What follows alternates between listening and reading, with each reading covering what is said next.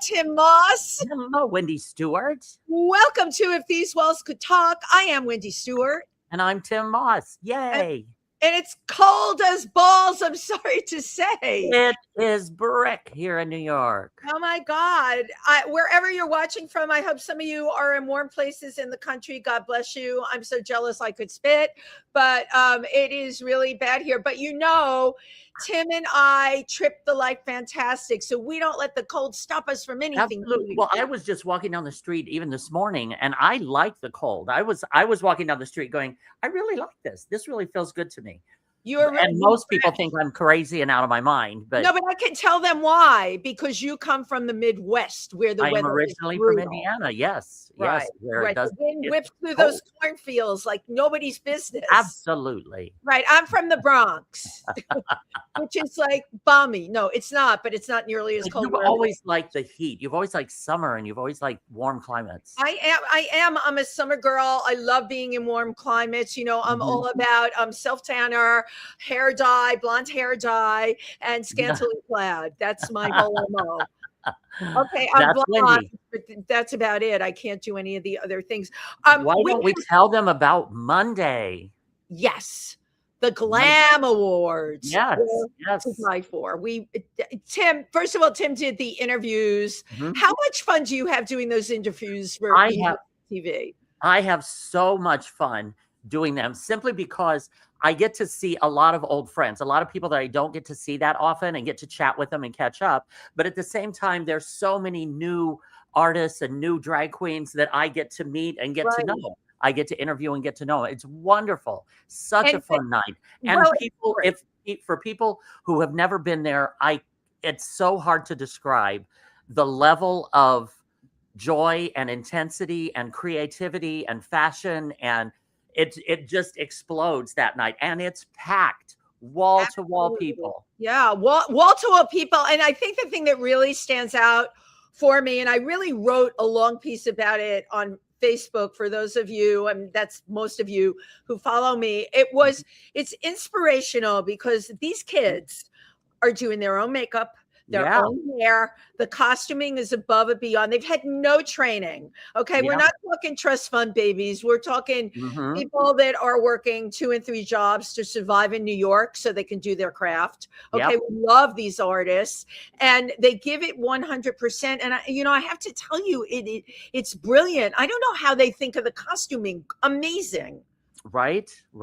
And so many of them have like a theme costuming.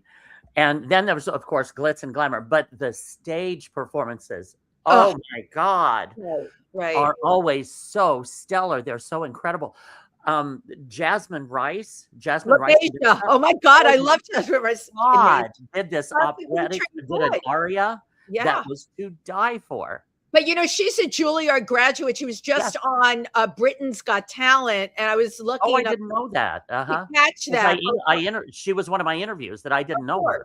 Well, I met Jasmine when she was serving brunch at in the mid-30s on the West Side with a bunch of other drag performers, and all 4 of them went on to become like stars, like Laguna Pool. And Jasmine back then, had that amazing voice. She was a much bigger girl, but her costumes even then, freaking amazing. That is exactly my point. But this amazing Juilliard trained voice, sings an aria like no one's business. But admit it, the best part was when the smoke alarm went off in the kitchen. Yes. I was actually over by the kitchen. I was actually in the hallway by the kitchen when that was happening. Yeah. Right. It was really an amazing night. Now on Saturday, I continued my birthday. It feels first of all like my huge birthday party that was here at Pangea last Friday. I almost forgot to mention it because it feels like it was 2 weeks ago. That, ladies and gentlemen, is our life. But it was really amazing. Chris Rail, who's been on the show, musician, had his right before mine. A lot of his people stayed.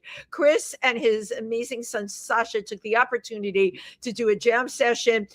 We had, I have to say, one of the best crowds in New York in ages. The amount of thank yous from people saying, I made friends, I had such an incredible time. That makes me feel good, right? Because it's about cross-pollinating, and we all need to be doing a lot of that right now. Yes. Because I often feel we're New York, so there's us, and then there's the them, right? And we have to remember that. We have to remember to have everybody's back.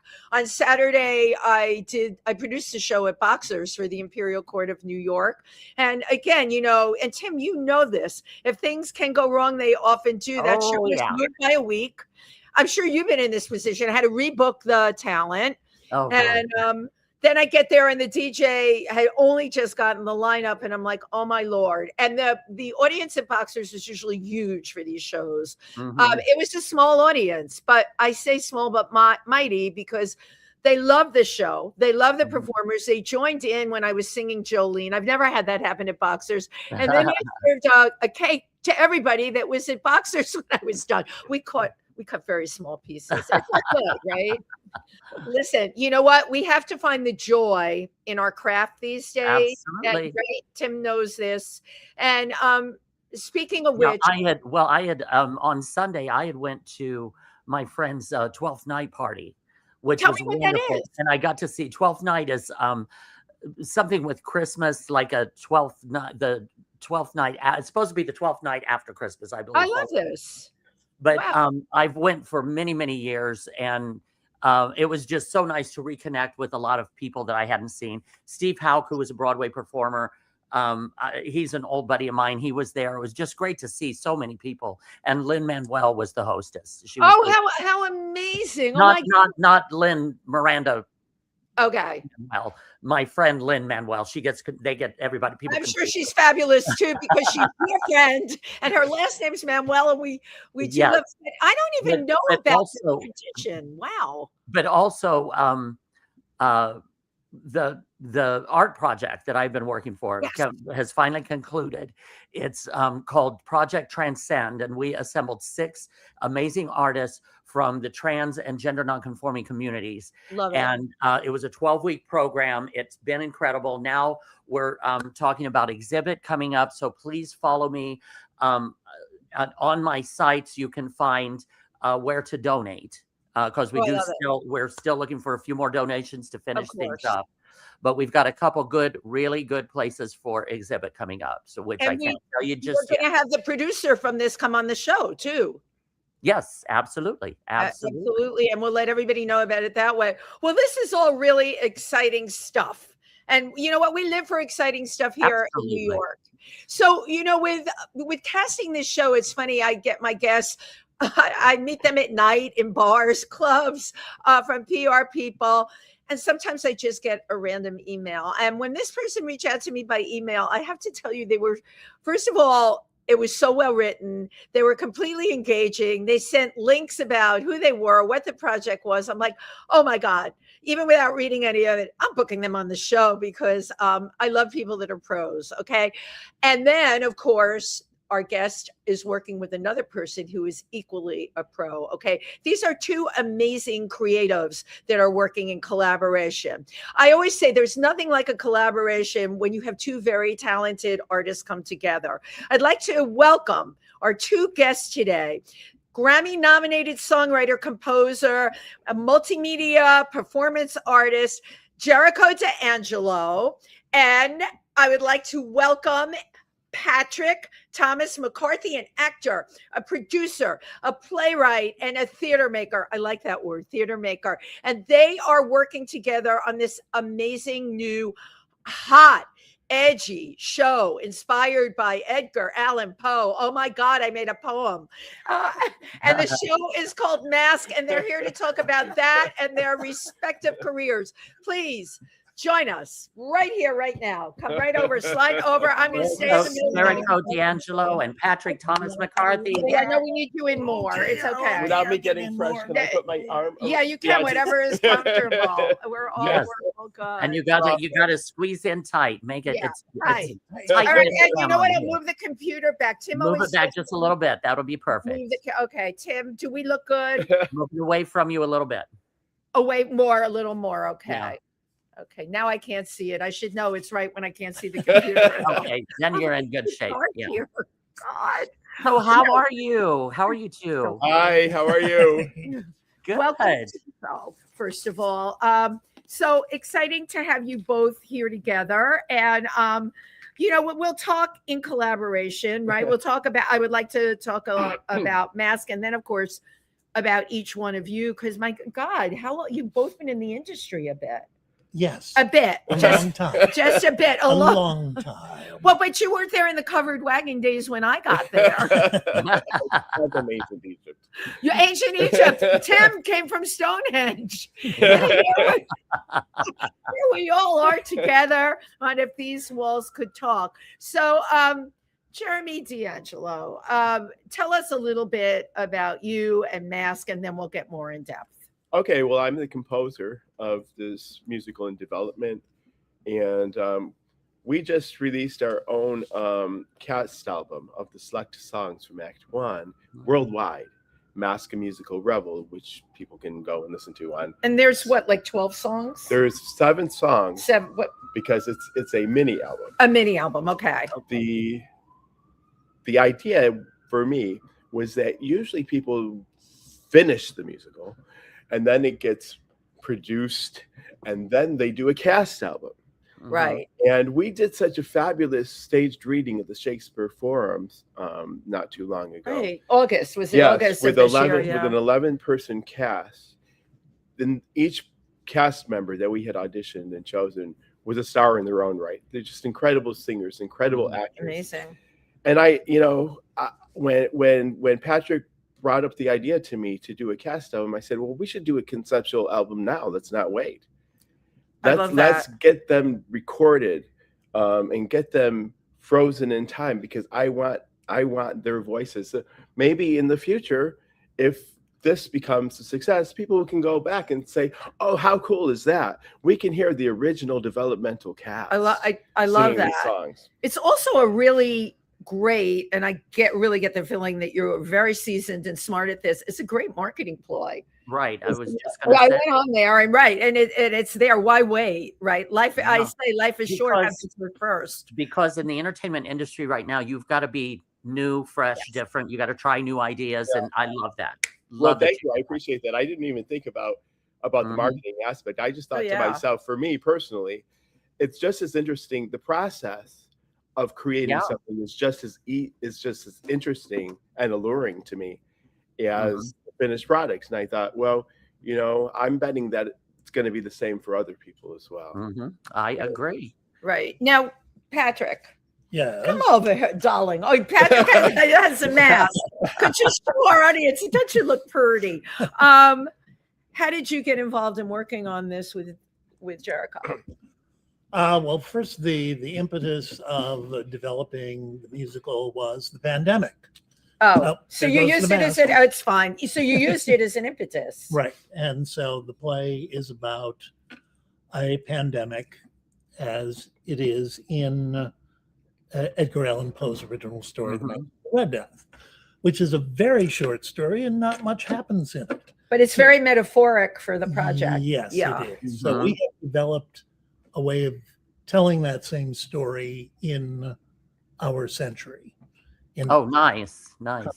And way, where the very richest man in the world this is so on point.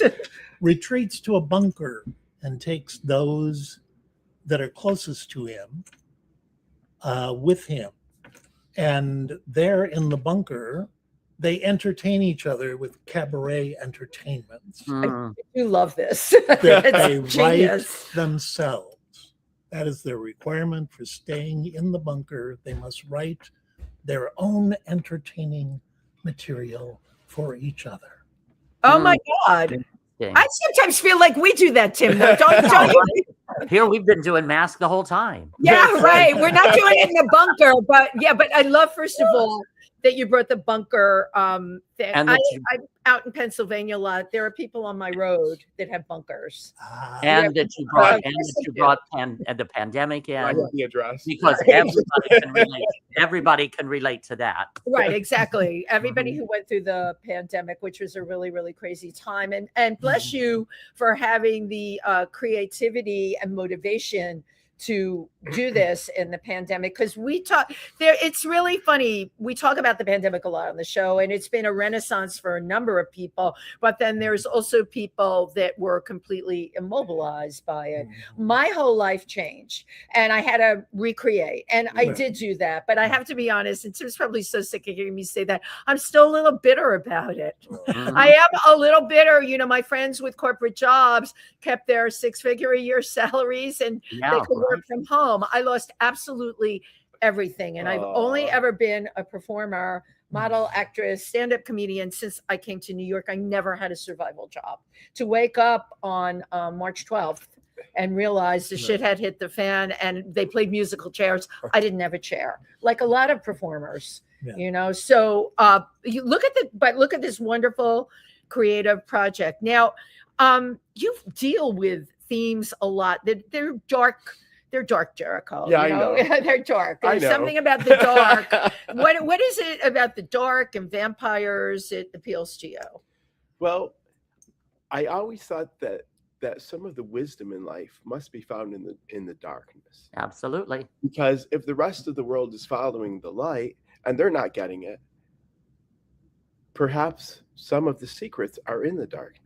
Okay. And it's alluring to me because my life has been dark. My whole life has been dark. Right. I've been on the streets. I've lived on the streets, homeless.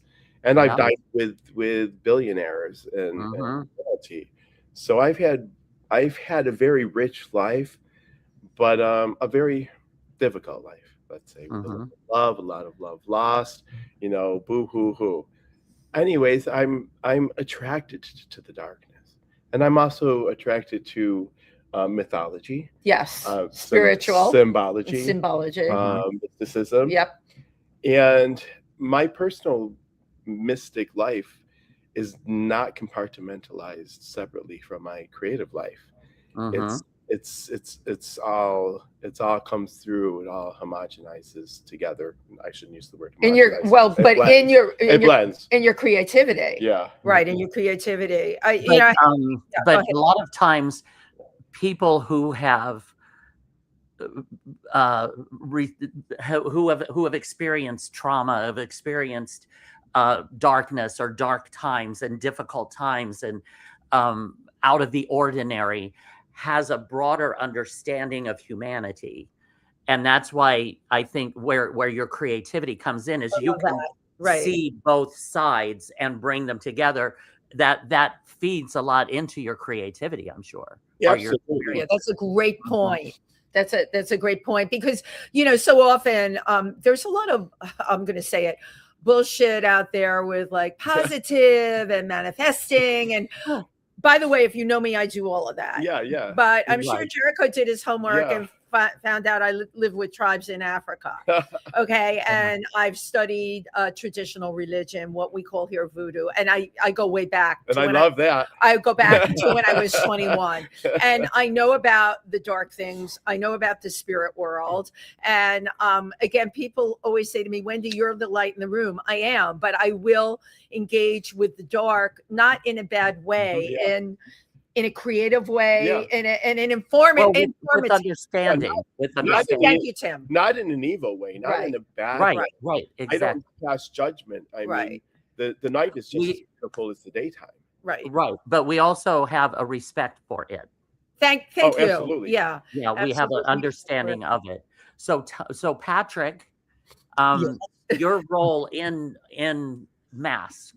Are you from the dark side or the light side or what? Tell us about Well, he wrote it, so he's kind of sick. Something I have to say, Patrick, you're brilliant, but you're kind of sick. You're kind of twisted. Welcome to the family. I wrote the whole thing during the pandemic which colors it Right. there. And something that you said reminded me of Edgar Allan Poe's writing. A lot of his writing was motivated by the idea of fear of being buried alive. Right. Yeah. And so when you go to a bunker, when you're still alive, you're sort of burying yourself alive. Oh yeah, you're underground. You're underground. You don't have access to the outside world, basically. So that's what happened. And the way I met him. Yeah, that was going to be our question next. I have to. Was through the Shakespeare Forum. What is Shakespeare Forum? It's Tuesday night tradition, let's say now. Yeah, it's a in group New of York, people where who love Shakespeare. a group of people get together and they do scene work or monologues with the idea of can the rest of you people in the room watch this and give me some feedback on it? Right. So they have to love Shakespeare to do it. Well, you can do anything, though. It's not just Shakespeare. So Shakespeare Forum was pivotal. Is that the right word? That is the right word. Okay. In terms of me and Jericho developing this script. This work. We used last year for the first look-see. Here, I'm going to hold this up to the camera. In January, this is almost the anniversary of our first look. Wow. Last year.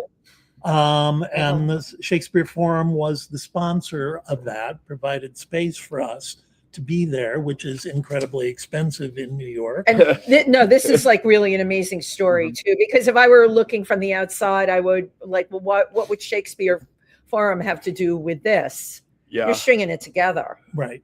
And Dancers Over 40 was also a sponsor for us being there because I'm on the board of directors of nice. Dancers Over 40.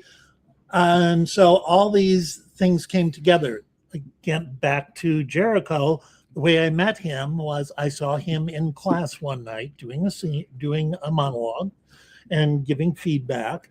And then afterwards, we have what is called bar time. Oh, bar time is great. That's where you get feedback. And we talked to each other, and I said, well, I've got this play that I just wrote combining Troilus and Cressida and Henry VI, part 2 of Henry VI. And I said, I'm looking for people to be in it. Do you want to be in it? How fabulous. Right? And so he played Patroclus from the Trojan War, Achilles and Patroclus. So that was his role in that particular piece.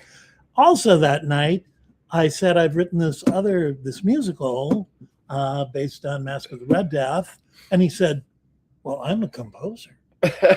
Don't you love? I love when things work out like this. Again, that's one of the things I love about New York are how it brings people together. I love this. I happen to be a composer, he says. So I said, well, let's do like what I've read in the books. It says, let's date first. Let's try writing one song, or I've written the lyrics. Here's the lyrics to this song. You write some music to it. And we'll see if we can work together. Yeah, but what he doesn't say is that at bar time, he told me what the plot was. And it's without giving all the details out, it's very twisted. It appealed to you. It did. I went up and heard it has blood, gore, sex, there you go. incest, cannibalism. And a bunker. Doesn't get any better than a bunker. Being drawn to the dark. Right, man, that's it. That's it. And then when I found out that it also had a social commentary to it that was bringing attention to the rise of transphobia in the world. And that's a very, very personal thread for me. I was like, this is just divine intervention. Yes. I completely. After my entire career and the trajectory of my career, this was just the perfect next. Well, because it was supposed to be. Yeah. There was a reason we were both in the same space at the same time. Yeah. Right. Now, Patrick, I need you to move into the. Oh yeah, screen Patrick a is little bit listening more. for it. No, It gets like, okay, Jeremy, Am I good? We're fine. There, yeah. Jericho. There we go. There we go. Okay, Now let's we're- go. Yeah, we can always see ourselves there. Like, it's look at that little Yeah, mirror right image. Thank you, Tim. So, Jericho, why don't we get to know each of you individually for a Yes. minute? Okay. So let's rewind. Jericho, where are you from, and how did you get into theater? All right, that's cool. Well, I'm And from then we'll let- I'm from Okay, the then we'll Finger bring it Lakes back. region of New York State. I was born Okay. and raised, but I've always been in theater. Uh-huh.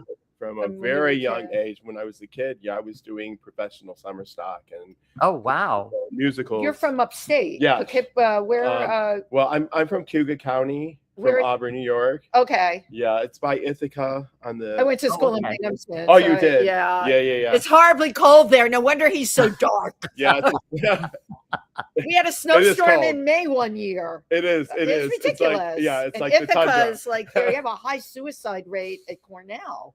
They Oh, did- that yeah. I didn't know. Yeah, they did because of That's the interesting. it's freezing cold, it's dark, Yeah. and they've got those cliffs there, perfect for jumping off. Oh, I Come don't on, you're in the dark side of things. Wait, You know this. Not that dark though. Yeah, you Yeah. are evil. I am I'm not evil. I'm You not sure. are. I am not. You're So- oh boy. I read it. So you've I always lost my talisman for protection if I knew. Okay, So I'm you've wearing always- garlic. I didn't know if I was I'm just Oh. joking. so you've always done theater.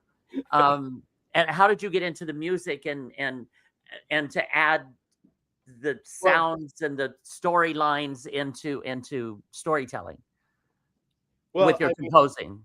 Well, I mean, I've always been songwriting. I've always been a musician. You know, I was singing at the age of 5 in Wow. nursing homes with Are a you duet. And At no, 5, yeah, you were one of 5 those years kids. Wow. well, yeah, I was always. There Who was in your family? Was there someone that? me and my aunt were in a duo together. I love That's that. fabulous. So we used to travel and sing, and from there I learned, 5 different instruments and My goodness. brain. I know, right? Yeah, I love that you doing- just throw it out there. Yeah, I learned 5 different instruments. I had my first copyrighted song, which I actually did the copyrights and everything by the time I was 11. So this is in my blood. Another wonderkind. There's a lot of them. I Yeah. went off to college to study opera, and I was a bassoon major and an The opera minor. bassoon. And then I switched Where- it, became an opera major and a bassoon minor. Where did you study? SUNY Purchase. Oh, Yeah. sure. Okay. That's So, a theatrical yeah. school. I went to SUNY Binghamton, Oh, you which is did? not. Yeah. I minored Uh-huh. in theater, but Purchase is where. Yeah. Can you tell us just? I want to just veer off a bassoon. Can you describe it a little bit? Oh, the instrument you mean? Yeah. Okay, if you've ever seen this long wooden Right. tube that they play in the orchestra I with know a what it reed is. that The little reed that comes Yeah. out. Yeah. Isn't that like the really largest? difficult. Isn't that like the largest woodwind instrument? Yes. Yes. That's Tim what I would thought. know that. And yeah. Because it has that beautiful, almost a baritone sound. to it. Yeah. Yeah, it's like boom, boom, boom. Okay, yeah. I So that's one of the 5 it's instruments not really that I studied. common. No. Yeah. No. At the time I was one of the I was like maybe the 2 or the 3rd best student bassoonist in the entire state. That's Wow. incredible, So I won a right? scholarship to college and then switched it to opera. And Uh-huh. after my first year, though, I mean, very young. Let's going back ancient history to like when I'm 18. I just wanted to be in the music industry. I just wanted to write songs, and I wanted to be a star, and I wanted to. Yeah. So when I told my professors that I was leaving this classical world to do that, they, their jaws dropped and their, Do like eye goggles and like, what are you doing? What were are you you looking at doing? more of like a pop career? Yeah. Uh-huh. So I left school and I moved to New York on my own at like 19. I did the same thing, 21. Yeah, back then we didn't live with I was studying voice also. I was studying classical singing music. Yeah, Oh, Tim nice. also has a classical background. Oh, I didn't know that about you. Yeah. Uh-huh. Yes, he's a Oh. singer. I know you from the Shakira video. which I love. I love it. Even better. That takes me back. Yeah. Oh my God, even better. I didn't even know you were in a Shakira video. And I always do Shakira when I do, lip sync impersonation. So that made my freaking day. I love it. So, you have this whole amazing background in this, and you come to New York and you want to be a star, right? Don't we all? What happened to you when you first came here? So I landed a production deal with Denise Rich and Michael O'Hara. Nice. Denise Rich at the time was being written up everywhere. Yeah. She was a golden girl. Yeah. She was famous, really famous. Yeah. Both her and Michael wrote several #1 songs. And you were so young to have this happen. Well, beginner's luck. They were grooming me to be the next big star. And in the process, in those years that I was recording my own album, we also wrote for other people as main songwriting partners.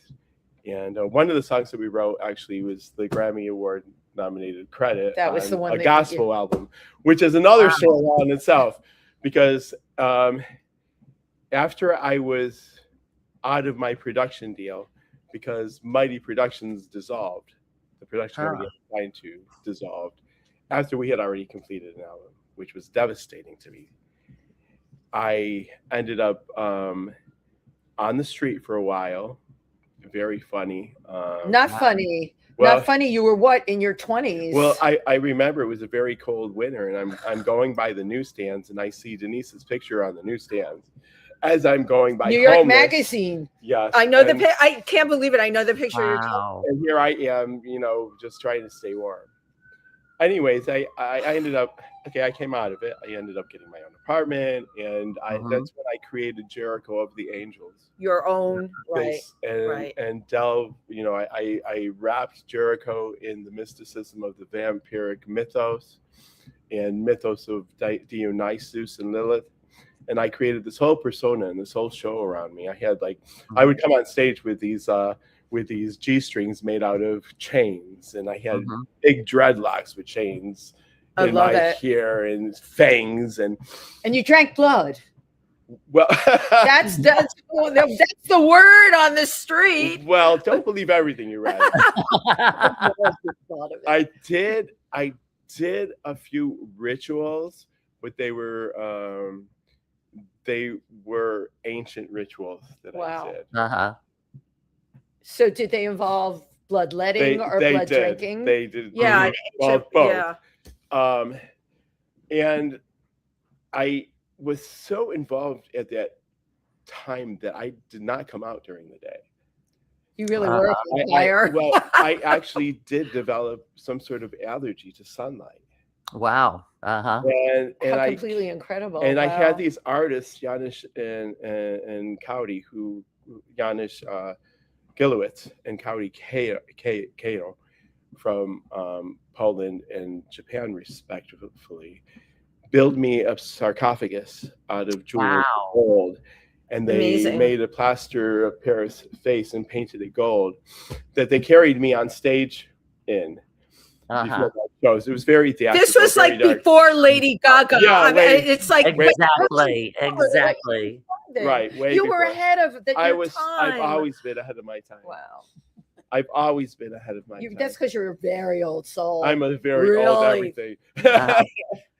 Well, anyways, I immersed myself in this world, and the funny story I was getting to was that that we actually had a song placed, me and Denise and Michael and George Leiter, which was a gospel song that the four of us had written on a Columbia Records album, To a Higher Place, by the reigning diva of gospel, Tremaine Hawkins. So as I'm gaining worldwide notoriety, being on the cover of New York Times and twice on the Daily News and CNN, as this cutting edge vampire, very controversial persona. Wow. This other song was climbing the gospel charts. And I was thinking, oh my God. Great. That's hilarious. If the Christian world finds out that I'm the same Jerico that wrote that song, they're gonna drive a fucking stake through my heart. When the blood rains, it pours. But metaphorically, this all fits. That would be happening. Yes, at the same yes, time. that's great. That is so great. Oh my Amazing. God. Absolutely amazing story. How did you? You had reached these heights, and it happened to you young, and then the rug was basically pulled out from underneath you, as it so happens. I'm going to bring you back a little bit this way. Well, I'm not. How did you find the strength to get yourself off the streets again and start your creative process? Because you landed on both feet. You landed well. What did you tell yourself? I've just always been a survivor. I've always known that there's something within me that I can trust. There's a part of me that I know is going to make this okay. Well, I've always done it for myself. Yeah. Wow. And, it's not been one time; it's been many times throughout my life. Right. And right. So it's made me who I am today. Absolutely. Right. Everything that has happened to you in your past has led you to where you are today. Absolutely. Exactly. And it all comes out in the music. It comes out in the music. I love it.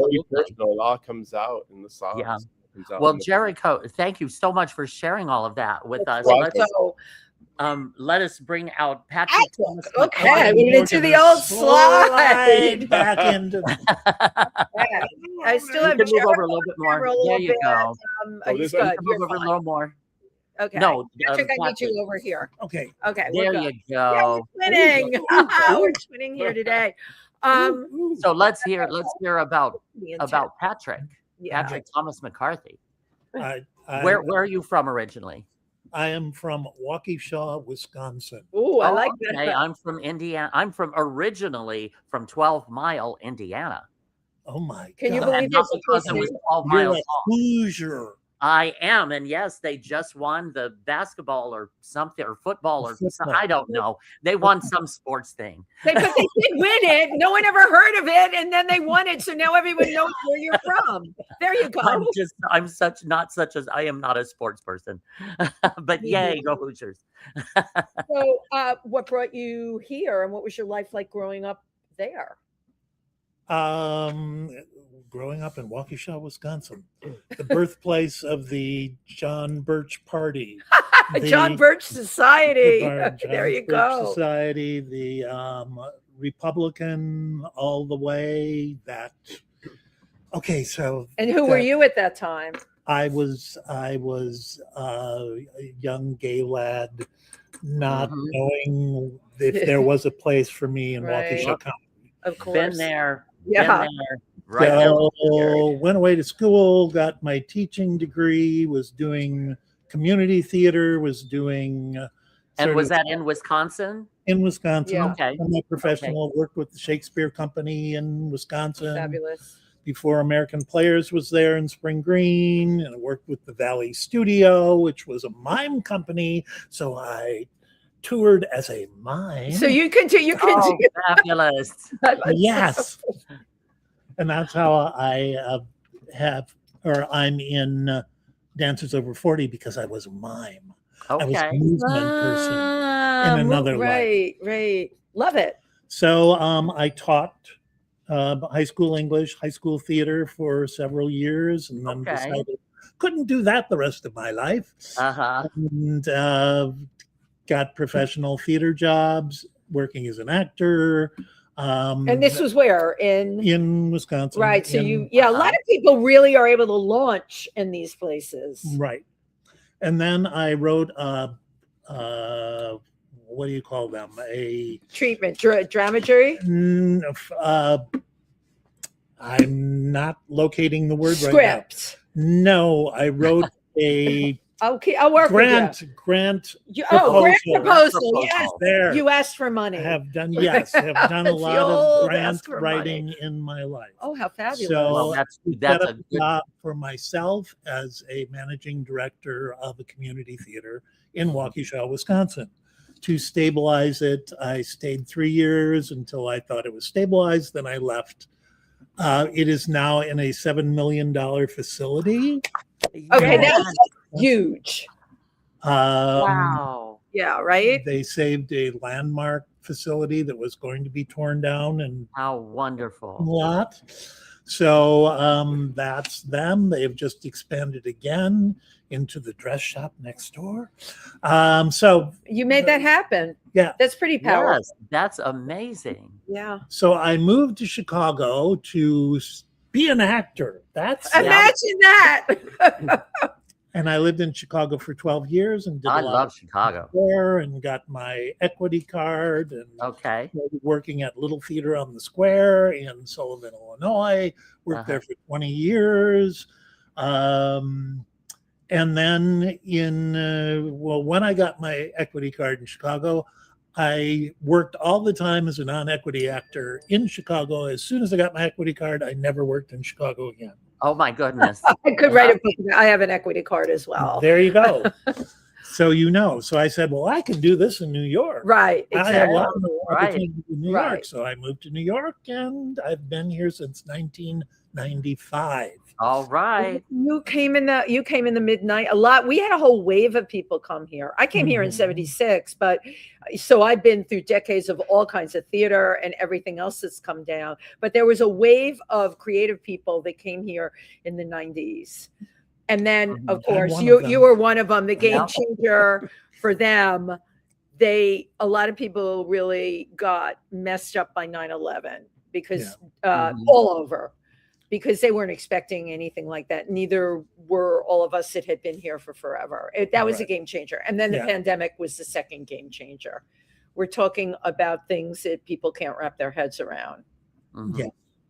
So speaking of 9/11, Yes. right before 9/11 was the only time I've ever been in the New York Times. So Oh my I God. have to match Jericho. I love that. But you're in the New York Times. It's so I was great. in the New York Times because I played Ruth in an outdoor production of Pirates of Penzance Oh Like wow. Ruth. in drag. Yes. Yes. Played Rudy Giuliani and got thrown overboard every night. Because where were we doing it? We were doing it at South Street Seaport Oh my on the God. good ship Peking.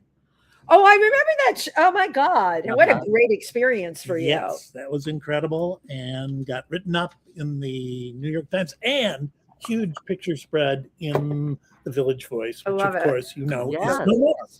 Right. Oh, but the Village Voice was everything then. It was. But Michael Musto lives on because, he writes online and everything. And he's amazing. Yeah. Yeah. So He's yeah, a he good was buddy the of mine. Village Voice, Yep. and is now. Yep. So then, and I was working in offices to support my Yeah, you did. acting Of habit course. during all of that, and then started writing because, just because It was I a did. natural progression. It was a natural Yeah, progression. right. And getting older, you get fewer jobs because you're older. Mhm. That's so crazy to Tim and I because Yeah. we in particular love having I even hate using that word, seasoned actors on this show Thank you. that are still working Seasoned. all the time. They're Yeah. working, they're performing, they're writing books, and if we don't put them on here, the world is not going to know how much they're working. In my But the thing- yeah, go on, The Tim. thing is that the way Hollywood thinks, the way television thinks, the way theater thinks, is that the 20-something, you've got to be in your 20s to be a star in these realms. Well, firstly, the way I see it is we all have what they don't have, which is life experience. Thank you, which an actor We should needs. be we should be the ones that are being celebrated because of our stories, in my opinion. But Yeah. so And to piggyback on that, I want to do a plug for what is it called now? The Entertainment Fund. Yeah, the entertainment fund. the Entertainment Community Fund. Thank The you. Entertainment Community Fund, Yeah. when they were still the Actors Fund, Right. started a project. Joan Jeffries started this project called the Performing Arts Legacy Project, where Mhm. people over 65 Nice. can put all of their stuff from their whole life and then Wow. get rid of all of the pieces of paper, newspaper clips, and all that kind of stuff. You put it into Archive it. their Archive. archive. Right. And so I So am what is it like Wonderful. It physically goes into something. Is it like a? Well, the performer, with help from Right. the Actors Fund, What a great has idea. to put all of the information into an app. Got basically. So you get all your pictures, you get all of your Oh, this is a reviews. lot of work. I'm not doing it. It's way too much work. It's fine, but I love Have you knowing. had any idea how many pictures Wendy has? Yeah, this is like way too much. Well, you don't have to put all of it. I have way too much. Right, of my course. stuff. Right, these clippings and all of this. Absolutely. Yeah, I saved everything. So I Well- have over 200 shows listed Oh, God. Wow, that's amazing. Right. that I've done. So for those of you who are over 65, look up the Performing Arts Legacy Project I at love the that. Men Community Fund, and there is a place for you. Love There is help if you don't know how to use a computer well. Imagine that. There are interns to help you do that. I So- love that. Wonderful. That's Right. wonderful. Well, Patrick Thomas McCarthy, thank you so very much for sharing all of that with us and sharing your life's journey. Now, we're going to take a look at a clip from Yes. Mask, and then when we come back, we will have Everybody. Jericho and Patrick sitting there with Wendy, and we will talk about Mask. So let's take a look at a clip from Mask. Okay.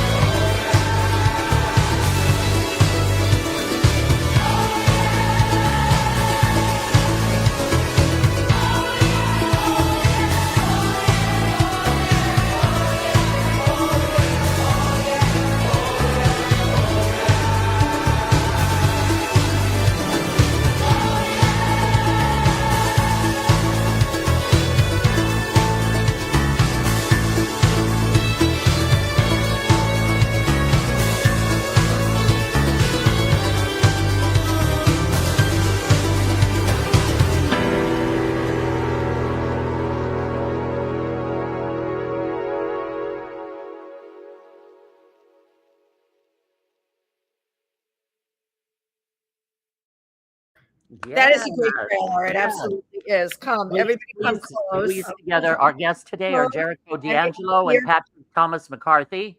Thank you very much. That was amazing. That was absolutely stunning. Yeah. How did you come up with the idea for I wouldn't even know where to start, I guess is what I'm saying. Yes, you have a mask, but how did you build this video? When I create videos, which I actually am the editor and the filmmaker of it, I'm like an artist with their palette, and I put together a bunch of images that I want to use, and I just paint. Ah, okay. I paint with the images to the music that I've composed.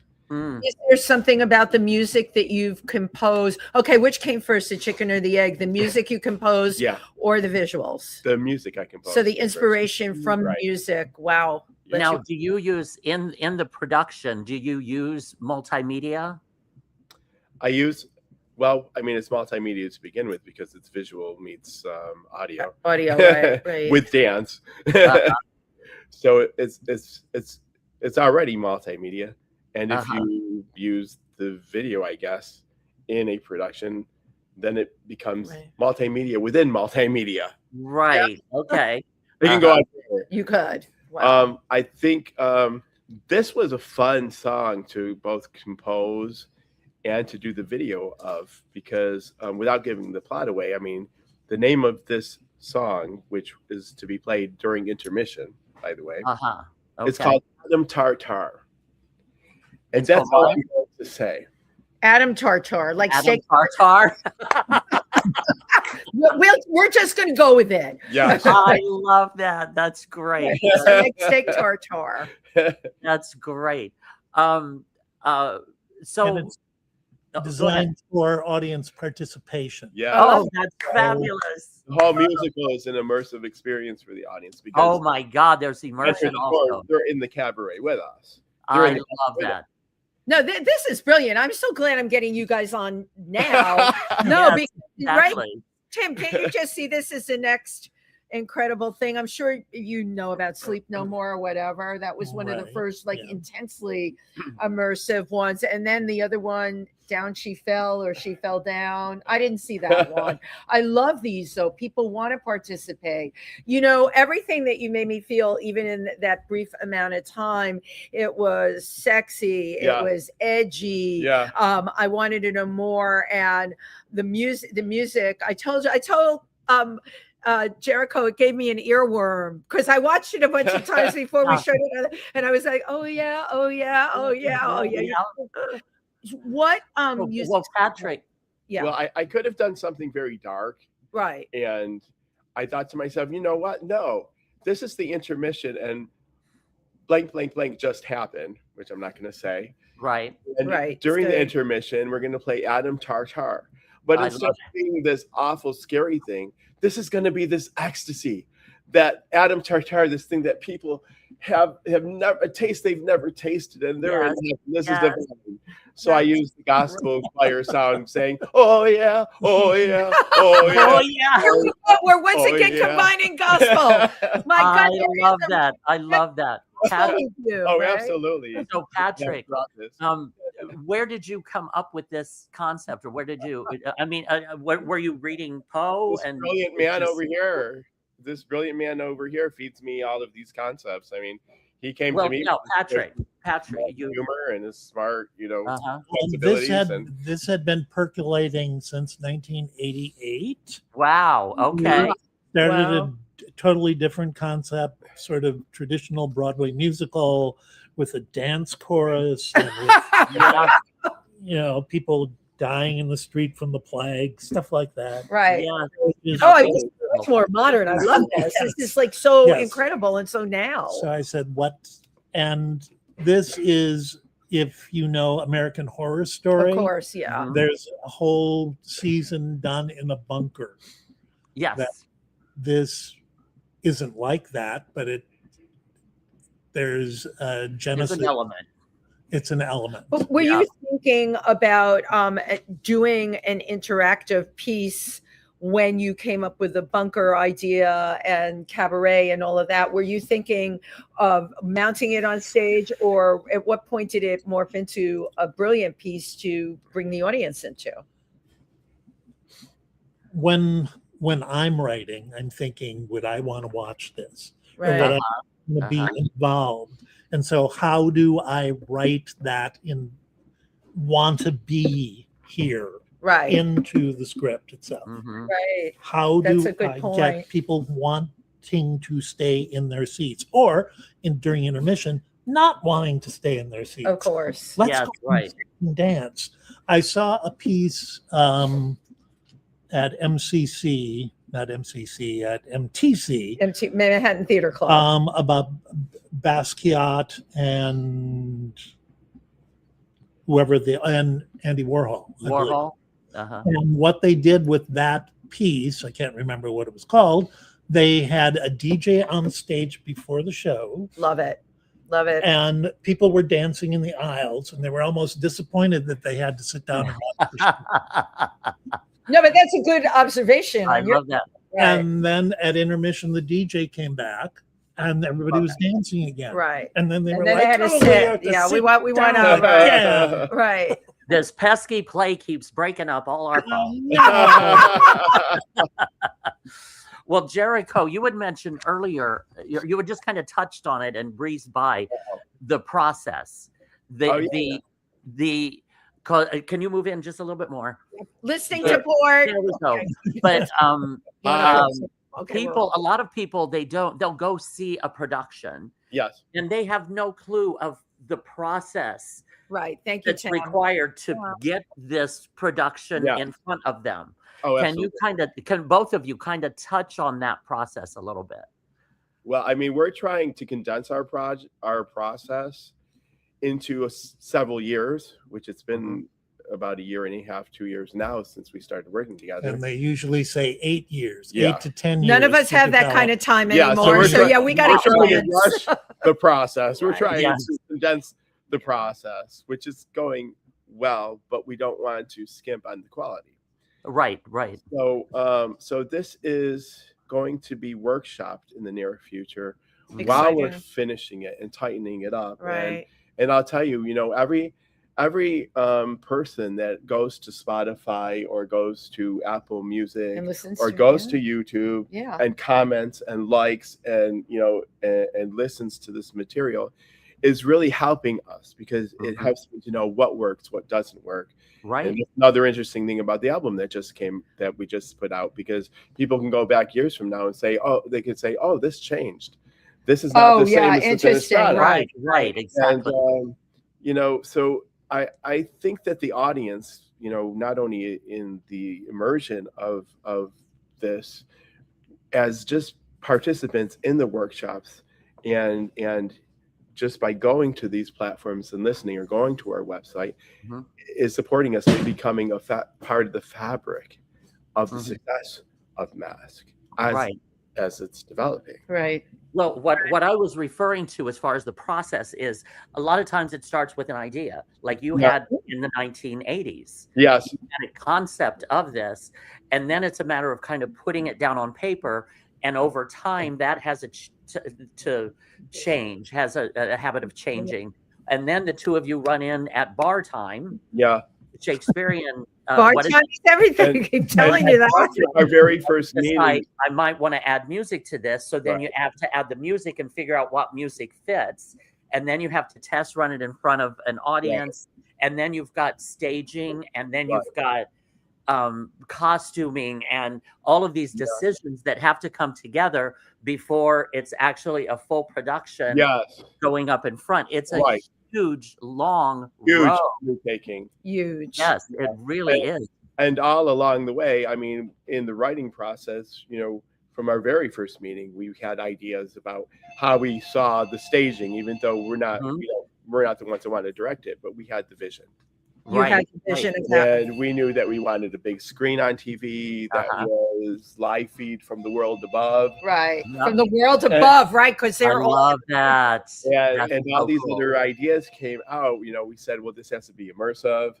Let's feed little cups of red Jello and during intermission during Adam Tartar to the audience. Absolutely. And, so we've been going back and forth. Well, this works, that doesn't work. Let's do this. Let's do that. You could do pudding with Very food closely. coloring that would be closer to coagulated blood. Just put it Thank you. Are you with the salt? I do everything.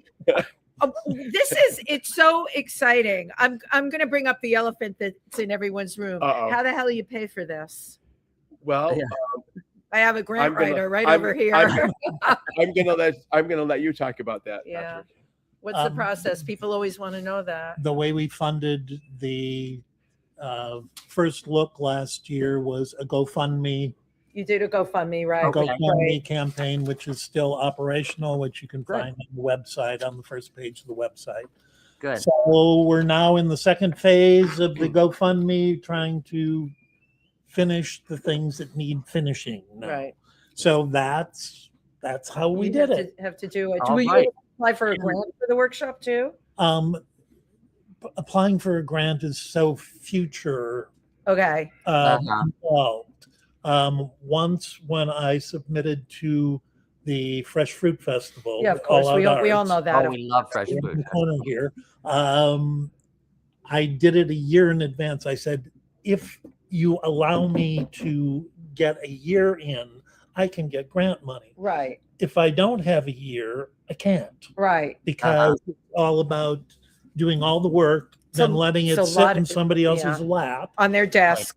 and for then months. yeah. So grant writing is not the answer to funding. Okay. Good to Right. know. I love Right. that you shared Right. that. Yeah, Right. Unless you don't know what you're doing, you say, I'm going to create something. Right. Give me a grant for it. And then they say, well, on your past work, we'll give you money because we know you're good for it. Right, Basically. Right. But if you need specific money at a specific time to pay Mhm. specific bills, Ain't gonna happen. you Do a have to do it GoFundMe. yourself. Yeah, do it yourself. Right. Or get an angel. Right. That's Where are right. the angels? Exactly. Always open for an angel. I let Patrick handle the money. The guy that was homeless twice is not going to give me tips about how to get funding. So now, if people want to donate, can they go to your website? They can go to the GoFundMe page. Okay. Well, can they find that? Because we on have the first page of the website. okay, which your website, correct me if I'm wrong, is below, which is mask, and that's the French spelling, MASQUE dash musical dash revel.com. Correct. Cool. Tim, we have a lot of comments. We do. We've I got love a that. Yeah. in. I love that. I love when people tune in. Our friend Suze Genero, she's a designer, a fashion designer in Massachusetts, says, hello, dolls. Hello. Nicole Eisenschmidt. right? I have to wear this? Yes. Yeah. Oh, she is my cousin. Oh my And she God. says she's here for Jericho. We Can't have wait. family that tuned in. Oh, wait, I'm going to put one on too. Yes, Why you not? put- Yeah. Benji Bradshaw, a good friend of ours who's an amazing. Oh, no, what am I Oh my saying? God. Benji was up for Best Vocalist at the Glam Yes. Awards and an amazing talent. Yes. Love you too. Love you back, Benji. Wait, Nicole is my aunt. Oh, Uh-huh. this is important Well, I have a stuff. huge, Jericho's got a huge. Great. Tony I'll B talk says, to you. I love Jericho. He is so talented. Okay. Aw. And I E. just Schmidt Eisenschmidt- 5095 checking in from upstate New York, Jericho. Thank you. And our wonderful friend Rose Trentman. I am enjoying the show. Rose is amazing. Eisenschmidt again. Can't wait to hear some of the music. We need samples. Well, go to YouTube. Yes. It's on YouTube, right? Yeah, go to Spotify, yeah. Apple Music, and all major platforms. And So- Sophia- You can go Sophia- to the website Sophia- again and Sophia. it's all on there. So- Okay, Sophia Franco says, Team Jericho here. Yes. Oh, well, Sophia DeFranco is my life partner for the last 21 years. Oh my Oh, God. okay. My family and friends tuned in. better be Tony B says, Jericho does it all. Sings, composes. Aww. I love seeing this kind of support too. Oh, and our Yes. wonderful friend in San Diego, John Chicken. We love John. Happy belated birthday, Wendy. Love you both, Tim and Wendy. Love you Loving too. this show. Those serendipity moments of creativity are the best. Bring show to California. I'll be there. He's an amazing pastor there and an amazing human being. And Jeremy's an animal person. John has pugs. He's a pug, senior pugs. He adopts senior pugs. I am an animal rights activist, Yes. and dogs. Wait, no, I there wasn't love. even any time to even get to that. And but- Dancers Over 40 says, here to support Patrick McCarthy, my Dancers Over 40 board member. We are happy to support Mask when it premiered last Yes. year. And we love Dancers Over already. 40. We love And Dancers they Over have 40. already, by the way, in many ways.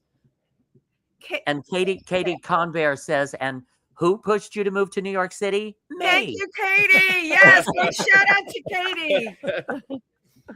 Okay. Love that. And Katie also said Patrick was fabulous as Ruth. That's Ruth. Well, we just only heard about it today. And this is Lola. Lolo. Lola, Yes. Lola Star. Lola Nova. Lola A. Nova. Lola says, Nova. I was at the reading of Mask. The music is fabulous. The actors were great. I'd love to see the finished play. Super Yes. fabulous. Oh, Lola. Yes, Lola's a good too, friend. right? Uh-huh. And Eisenschmidt says, Nick and I are proud of you. Oh, the support y'all got on this show if your today. friends and family Absolutely. will support you, who's going to? But you know what? At a certain age, you don't have family a lot of the time, right? And Yeah. you have to really count on your chosen family. Your chosen family, absolutely. Yeah, which are amazing support. And surround yourself with people that are in the arts. We all do.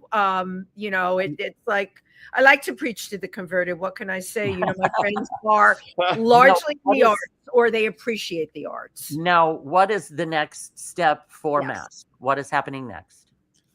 We have submitted Mask to a special presentation group, and we will know in April whether we are one of the semi-finalists. Wow. Good. Wow. So that's a lot of work It that's is. happening Yes. right now. Yes, wonderful. Well, until then, everybody just go to Mask, MASQUE musical-revel.com and they will keep you informed as to everything that's going on about the show Mask. And we are absolutely thrilled. I cannot wait to see. I know. You have us completely jazzed. You will keep us in the loop. And I can't wait for the doing that. You know, he may be the guy that knows how to do the money, but you are really like, I'm sorry, but answers every email. That is a biggie nowadays. Such a high and I have to tell you, you sold me on this show. You had me at Adam Tartar. Definitely. Yep, Adam Tartar for everybody. Well, you had me at Shakira. I know. I didn't know that. Oh my goodness! Thank you for everybody tuning in today. This was a totally great show. And Jerico DeAngelo and Patrick Thomas McCarthy, thank you so Amazing. very much for coming on and sharing. And make sure you watch our web. Thank you so much sites. for having us. Absolutely. Make sure you follow us on Facebook so that you know when these things get put up, you want to be able to go to them if you're in New York or even if you're flying in from somewhere else. And I agree with my friend John. Once you get it rocking and rolling, let's bring it to California. Yeah. Okay. All right. There you go. We'll be there. We'll be there. Bye-bye, everybody. Thank you. Bye.